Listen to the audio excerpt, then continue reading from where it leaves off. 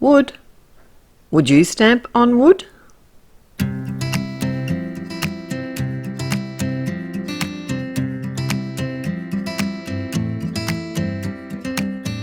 Hi, it's Therese from Lostinpaper, and I've got some birchwood cardstock from Altenew. This is actually a really thin veneer of wood, so it's perfect to use with the new mixed media inks that we're hopping along and using today. I wanted kind of an artsy look on my cards, so I have chosen the Winter Rose stamp set. And I'm only using one of the flowers and only the base layer and the very top layer. So I'll stamp it twice, and I'm just sort of getting my placement. I use a little piece of acetate here just to help make sure that I don't contaminate my paper while I'm sort of putting everything together. It helps me to kind of work out where the center of cardstock is as well. I've actually cut the veneer piece of wood cardstock just slightly smaller than the front of my card. And the great thing about these new inks that we'll all be using today is that they're a pigment ink. So they can be used on different products other than paper and cardstock.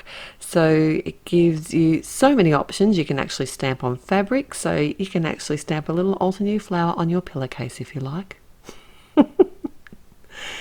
All you need to do is heat set it with a heat tool or with an iron. So Altenew have released two sets of colours. This first one that I'm using today is the Red Cosmos set, and I've started with the second colour here, the Coral Berry, and I am stamping it a few times because I'm working on such a porous surface like the wood, and it has a bit of an uneven surface, even though for a piece of wood it's fairly flat. I wanted to add a little bit of depth of colour, so I stamped it a couple of times with the Coral Berry, and you might have noticed that I came in with the ruby red and stamped around the edges. I'll show you this again shortly. And I did heat set it with my heat tool just on the low setting. And seriously, this is one of the prettiest colours, that Coral Berry. I just love it. My second flower, I wanted it to be a bit darker, so what I did was stamp it with the ruby red. And I think I did stamp this about 3 or 4 times because this section on the cardstock had a few more, what am I trying to say? The veneer was a little bit squidgy. Now I'm making up words again.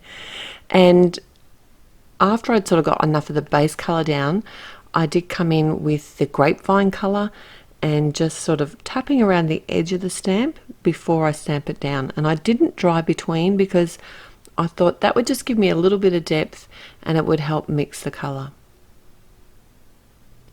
And using the Misty made this technique really simple. There is about 2 or 3 or 4 layers to each of these flowers, but I'm only going to use the base colour layer and then the very top layer, which is almost like a painterly flower layer. And I've got the jet black ink here, so this is another jet black ink from Altenew. It's got the foam pad like the rest of these pigment inks have, and it's quite different to the obsidian in that respect, and it's a slightly different colour black than the obsidian too, but it's stamped beautifully, even on the veneer. So I did stamp these a couple of times. I did heat set it with the low setting on my heat tool in between as well, and I loved the way these flowers turned out even with just the 2 layers of stamping. How easy is that? So now I'm going to use the greens, which is the second set of inks that were released, and this is the Green Fields set. So obviously these 2 sets, like the Red Cosmos and the Green Fields, are 2 of the classic Altenew sets of ink and beautiful colours. I'm doing exactly the same thing here with the leaves. I'm adding a little bit of dimension by adding a darker colour, and that was the evergreen over the forest glades. The sentiment I've got today comes from the Halftone Circles stamp set, and I'm just using my acetate here to sort of work out where I want it. I lay it over top and I can pick it up with the Misty lid and then stamp it out. I'm just using the jet black ink yet again and stamping that a couple of times on the veneer.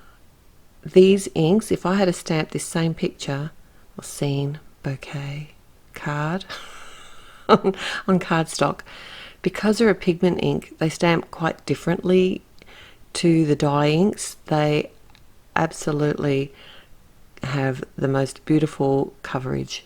They do take a slightly longer time to dry though, not too bad though. So I did pop this up on the front of a top fold card, and of course this is part of a hop, so if you head through the link in the description below you can find out lots more details and links there, and I look forward to seeing you at my blog, and you might even have a chance to win if you're here in August 2020. Thanks so much for joining me today. If you liked the video, please click on the like button, and if you haven't already, I'd love it if you'd subscribe to the channel. I look forward to seeing you again here real soon. Till next time, happy paper crafting. Bye.